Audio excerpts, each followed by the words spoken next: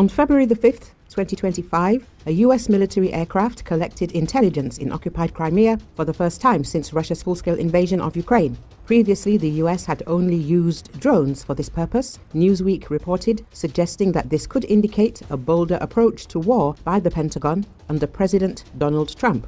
As the publication notes, the US Air Force sent reconnaissance aircraft to the Black Sea from Allied bases in Europe until 2022 to monitor military movements in Crimea. However, after the start of a full-scale war, the crew flights were replaced by drone flights, supposedly for the safety of American military personnel. And on February the 5th, 2025, an American RC-135V Rivet Joint signal and reconnaissance aircraft with the call sign Jake 17 flew deep into the Black Sea and stayed there for about 2 hours. It was reported that this was about 100 miles northwest of Sevastopol. The report says Rivet Joints collects, analyzes and disseminates intelligence data in near real time and is crewed by more than 30 people, including electronic warfare officers and intelligence operators. The publication cited the opinion of analyst Me and MYRC, who expressed confidence that such a step will create additional risk for the crew and the aircraft, since Russian fighters, like Chinese ones, were quite aggressive when intercepting and identifying aircraft in international airspace. The analyst also suggested that the Air Force may have received new orders from the Pentagon, a directive that, if correct, could pose a new challenge to decision makers in the Kremlin, especially if the intense drone strikes continue. Another US analyst, Blake Allen, called the news an interesting development. The return of US strategic assets to the Black Sea, amid rumors that Western restrictions on deep strikes have been lifted, is an interesting development. In March 2023, the Air Force readjusted its unmanned reconnaissance missions in the Black Sea after a pair of Russian fighter jets intercepted and caused the crash of an MQ-9 drone. US drone flights later resumed, but at a far greater distance from Crimea. Moscow has accused Washington of using the intelligence gathered to provide precise targeting data for Ukrainian missile attacks. The United States is far from the only NATO member keeping tabs on Russian forces in Crimea. The UK's Royal Air Force, which has 3 RC-135V Rivet Joints of its own, routinely conducts reconnaissance in the Black Sea from a distance. The US Rivet Joint, Jake 17, currently deployed to RAF Mildenhall in England, also flies regular missions around the Russian stronghold of Kaliningrad, an exclave on the Baltic Sea.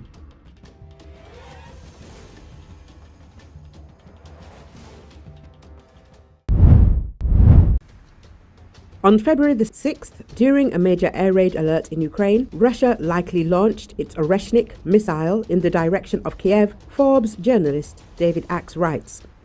No explosions were heard. Ukrainian military man Kirill Sazonov stated that the Oreshnik did not fly far. The missile malfunctioned and exploded on Russian soil. The author of the article notes that there is no independent confirmation yet that the second Oreshnik, which the Russian Federation probably launched in the direction of Ukraine, failed during the flight. There is no official confirmation of the information about the possible use of the Oreshnik during the air raid on February the 6th, or about the possible fall of the missile on the territory of the Russian Federation. According to Kirill Sazonov, a Ukrainian war correspondent, the Oreshnik did not fly far. It reportedly malfunctioned and exploded on Russian soil. Everyone knew an attack might be coming. A week after the first Oreshnik strike, Putin threatened to fire additional Oreshniks and specifically warned he'd target decision-making centers in Kyiv, where Ukrainian President Volodymyr Zelenski, top officials and commanders and their staffs work.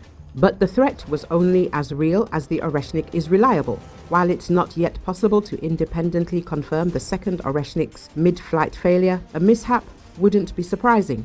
Oreshnik is a Russian intermediate-range ballistic missile characterized by its reported speed exceeding Mach 10 or 12,300 kilometers an hour. The missile is equipped with 6 warheads, each reportedly containing sub-munitions, and has been described as highly difficult to intercept, though modern ballistic missile interceptors are designed to counter this type of system. The US has identified the Oreshnik as a variant of the RS-26 Rubez intermediate-range ballistic missile. The Oreshnik is just an RS-26 with less fuel and thus a shorter range. The very first RS-26 test in 2011 ended in explosive embarrassment as the prototype rocket veered off course and blew up a few miles from its launch site at the Plesetsk Cosmodrome in northwestern Russia. In reportedly failing, the second Oreshnik not only spared Kiev residents and Ukrainian leaders a long, frightening morning hunkering underground, it also backfired on the Kremlin. After all, the ICBM-like Oreshnik, with its nuclear associations, is scarier than it is militarily effective. Complex and inaccurate, the Oreshnik is an expensive way to deliver not that much destruction. Jeffrey Lewis, the director of the East Asia Non-Proliferation Program at the Middlebury Institute of International Studies at Monterey, told Reuters. In that sense, it's a terror weapon, a device meant to scare far more people than it injures and kills. That's why Putin followed up the first Oreshnik strike with a chest-pounding media event, kicking off what the Moscow Times described as a military propaganda campaign designed to exaggerate the capabilities of the Russian military-industrial complex and the might of a new weapon. Let us recall that Russia has already attacked Ukrainian territory with these weapons. This happened in November 2024. Then the Dnieper came under attack from the occupiers. Reuters wrote that the Oreshnik missile that the Russians fired at Ukraine on November the 21st did not contain explosives.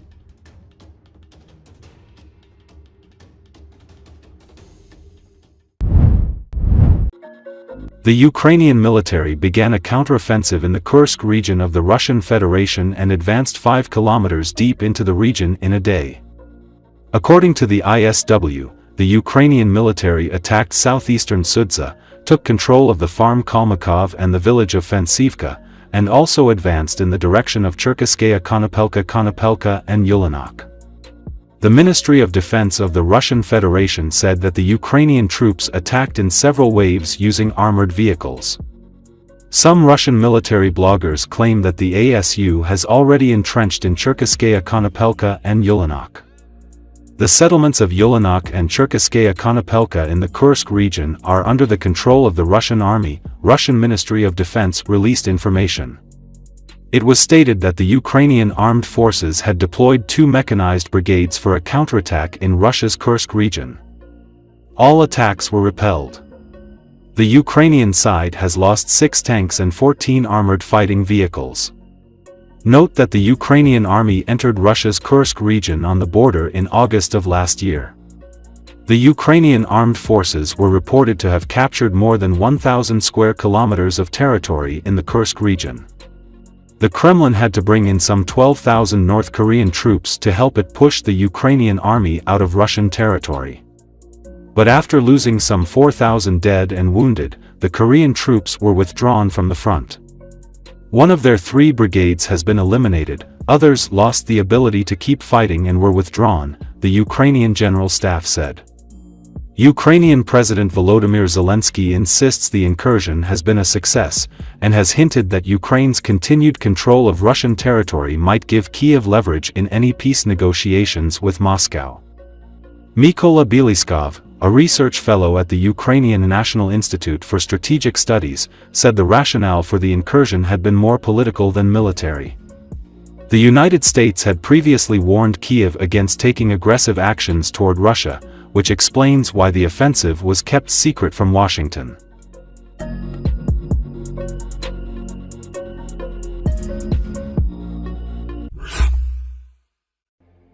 Russian President Vladimir Putin on Wednesday met with Kursk Governor Alexander Kinstein to discuss the situation in the region and support for evacuees from border areas.